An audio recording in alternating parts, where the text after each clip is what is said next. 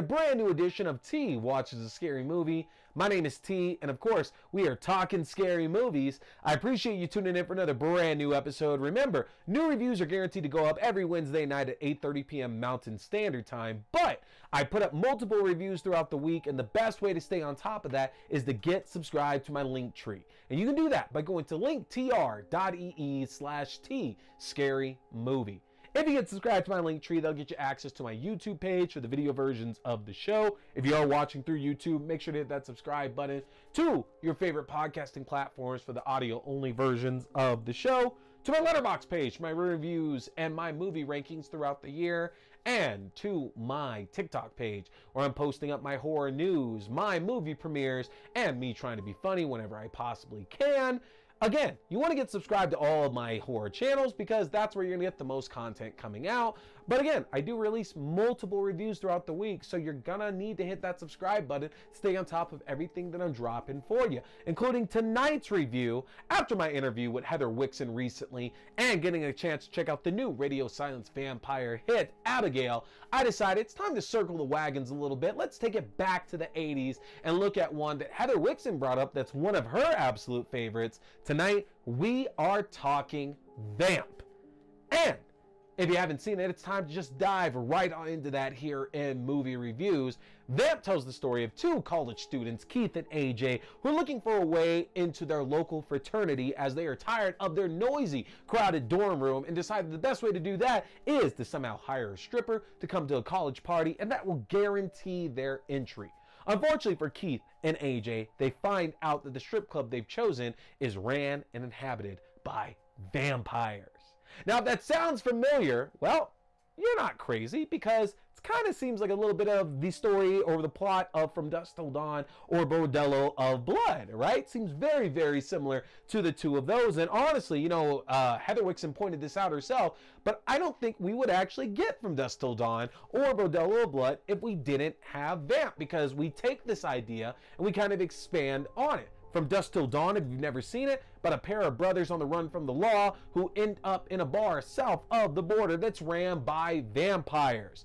Or Bordello of Blood, about a news producer who hires a private detective to track down her missing younger brother who went missing at a bordello that's being ran by vampires. Of course, there are plenty of nuances between all three of these films, and just enough to separate them all to be different films, but the DNA is plastered throughout all three. You can watch Vamp, From Dusk Till Dawn, or Bordello of Blood back to back to back, and you would get a pretty cohesive story between all three of those, to be completely honest. And I think the biggest difference here is obviously Vamp is giving us all of that 80s goodness. You know, I've talked about it before, including with Heather Wixson, about how the 80s kind of give us a hodgepodge of everything horror that's out there that you might want to enjoy. So it didn't matter what the subgenre of horror was that you wanted to check out. If you go to the 80s, you have at least a few entries into every single one of those subgenres that you might want to check out. Vampire films were not the exception. And what's interesting is that as campy as a lot of the horror in the 80s were, even the campy vampire films turned out to be instant cult classics. You think about The Lost Boys, you think about Fright Night, and you think about a film like Vamp. And none of those films are particularly serious in their own right. I'm living next door to a vampire. Oh, I moved to this quiet California town that's inhabited by vampires who ride motorbikes. Again, none of this is all that serious, but I think that is the joy of setting your horror film in the 80s, but also it was the 80s, so of course it's going to be set in the 80s. And again, there's just so much that's enjoyable about that, because I feel that a lot of your 80s horror films didn't actually have to have as much seriousness to them. You could be campy, you could be cheesy, you could be over the top, and as long as you had some really, really good kills, you had a menacing bad guy, that's pretty much all that you needed in this. And when you think about those other two films, they had that. Chris Sarandon or Kiefer Sutherland.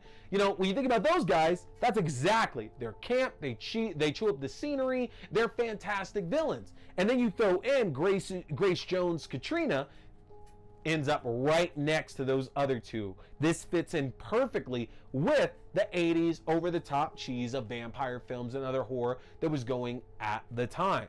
And what's kind of interesting about it as well too is that this was another film to where we didn't really have this strong female protagonist in it. And I know that we had Allison or Amaretto, played by Dee Dee Pfeiffer, who played like our female lead in the film, but realistically, we were focused more on Grace Jones Katrina, who is our vampire queen in the film. And rightfully so, because she just commands that attention from you anytime that you're looking at her, especially when she doesn't say anything throughout the entire movie. That's just the presence that Grace Jones had back in the day. But it is kind of interesting, the fact that we take a lot of those classic tropes that we got in horror movies, especially in the 80s and the late 70s, about our finer girl, and we kind of flip that on its head, and instead it kind of focuses more around Keith.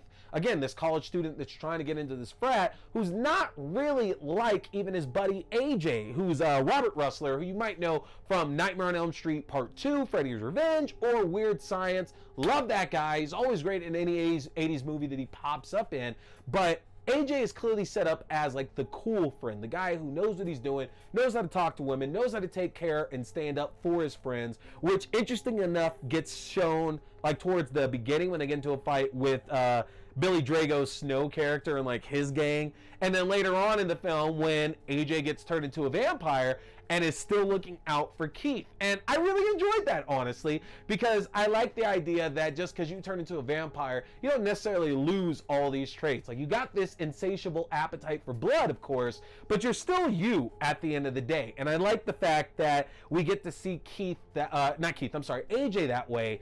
And Robert Rustler still gets to really be Robert Rustler. Like, there's those evil tinges in there, but he's still really what we liked so much about him in all of these 80s films. Now, going a step further, when it comes to the blood and the gore of Vamp, there is quite a bit of it, quite honestly. You know, I really enjoyed that, getting to see especially Grace Jones' character turn AJ into a vampire, because you see her attack on him, and vampire movies usually take this approach of being romanticized, and even when they're not really playing up like this romantic aspect, they show the whole idea of like biting and killing somebody and draining them of their blood to just be this really like erotic, sensual act. And it still is in Vamp, but then you also just see how brutal it truly is, because, you know, Katrina lures AJ into this false sense of security, and AJ's like, you know, I'm strong, I fought off this gang earlier on in the movie, I'm the cool friend, I should be fine. And then she quickly turns that on his head and bites out like a chunk of his neck to like get to that blood.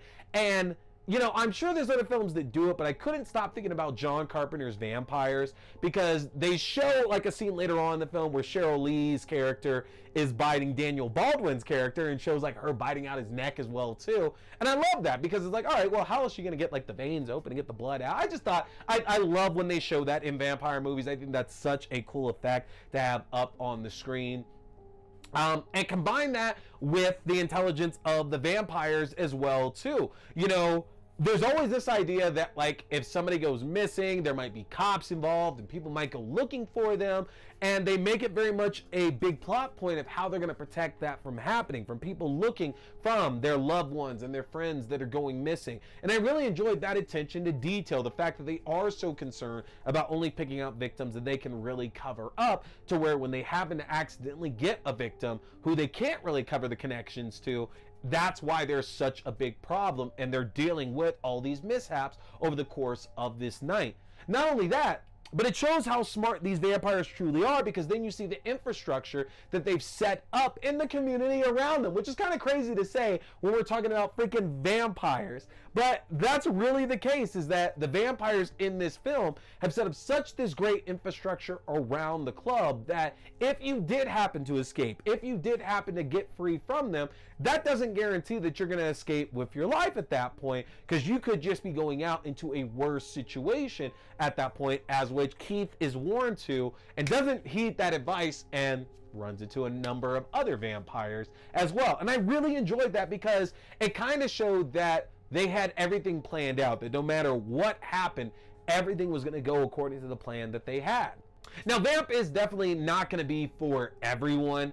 You know, this is very much a film to where nobody's an expert on what's happening and on the vampires that we're seeing. So if you compare it to something like a Fright Night or a Lost Boys, where the whole gimmick there was that there was a character who knew everything there was that they needed to know about vampires.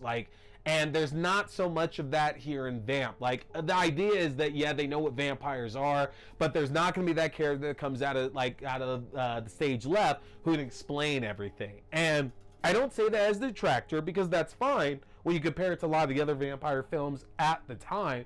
But I think the downside with that is that Keith himself is not the best leading man going into the final act. Like, there's a lot to like about Keith, but there's also a lot to look at and be like, Jesus, dude, like, if you put in just a little bit more grit, a little bit more determination, a little bit more effort, you'd probably be better off in this situation that you're in right now. And instead, it's a lot worse off because of the effort that you're putting in, honestly. You know, Keith is a bit of a pussy, which gets pointed out, and he's very much concerned about taking care of his friends.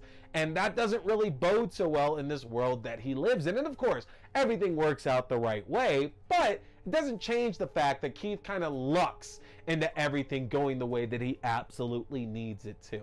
Either way, you got to go and check it out for yourself, because Vamp really is a true 80s classic. It's going to be one of the more fun vampire films that you get a chance to check out for yourself. And again, Grace Jones's presence in this film is just magnetic. You got to see it to believe it.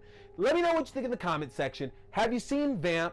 Do you like Robert Russler? That man has been in a lot of 80s goodness. Tell me what you think in that comment section, folks. And hit that subscribe button, because we got more great reviews coming for you. I'm going to be talking Infested, which I'm already stressed out about right now, especially because I just got done talking Arachnophobia and Sting. Do I really want to dive into a spider movie with more practical effects? Hit that subscribe button, folks. I appreciate you checking out this review. That's going to do it for me tonight. My name is T. We've been talking scary movies. Stay scared. Boy here is a big fan of Fangoria. So, if you want to check out the world's best horror magazine that's out there, get a chance to get yourself your own subscription, which I just got my first one back in 2022, and I don't regret it for a second. But if you want your own Fangoria subscription, or you like the Fangoria merchandise, then head over to the Fangoria shop and use my link if you want to save yourself some money, folks. That's an easy one to remember. Just go to shop.fangoria.com/AXDEW. Again, that's shop.fangoria.com/AXDEW, or use my specific code AXDEW at checkout. You can save 20% off your entire order, and that implies 2 subscription and one-time orders as well. You don't want to miss out, folks, because with the magnitude of horror movies we've had released in the last few years, and with what we have on the horizon, Fangoria is going to be your #1 source for all that great, juicy, bloody information in the world of horror. So again, head to shop.fangoria.com. Hey there, folks! Thanks for tuning in to T Watch This Scary Movie. I appreciate you checking out another review or movie news, whether we're talking movies, TV shows, books, or games, whatever. It's all scary. Remember, you can check out new episodes every Wednesday night at 8:30 p.m. Mountain Standard Time on the YouTube page for video. That's youtube.com/C/Theron Reynolds Scary Movie. Again, youtube.com/C/Theron Reynolds Scary Movie. And you can check out the audio version on all your favorite podcasting platforms. Just search T Watch the Scary Movie or TWASM. Don't forget, my name is T. We've been talking scary movies. Stay scared.